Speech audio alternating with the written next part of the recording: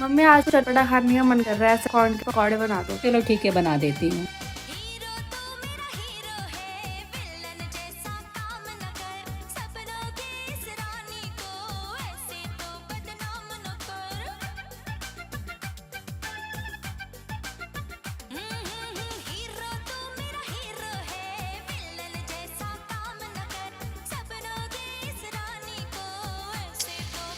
लो, बना दिए मैंने तुम्हारे लिए पकौड़े। वाह मम्मी, मजा आ गया, खाकर बहुत मस्त बने हैं।